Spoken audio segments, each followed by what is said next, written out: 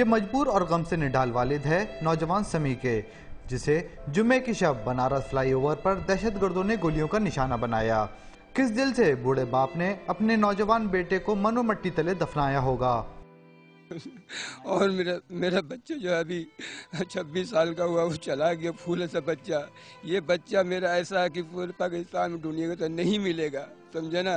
आजकल बच्चा तो उसको पता ही है किस तरह माँ बाप के पास सुनता नहीं सुनता, ये खाता वो खाता। ये मेरा बच्चा आप देखते ना, आपको खुद तरस आ जाता। समी कमाल की अलमनाक मौत पर पूरा महल्ला सोग में डूब गया है।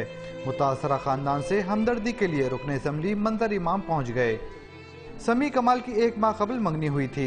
मां ने बेटे के सर पर सेहरे के बजाय जनाजे पर फूलों की चादर बांधी। आज बच्चा बड़ा होता है 28 साल की उम्र में, 20 दिन पहले जो है उसकी मंगनी होती है और उसकी शादी के हवाले से वालिदैन ख्वाब देखते हैं कि एक प्यारी सी बहू आएगी, बेटा मेरा मजीद जो है अपनी ज़िंदगी को आगे लेके चल सकेगा।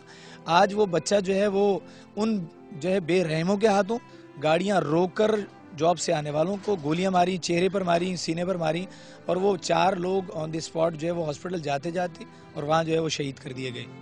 समी कमाल घर का वाहिद कफील और साइड में वाक़ फैक्ट्री में डाइंग मास्टर था।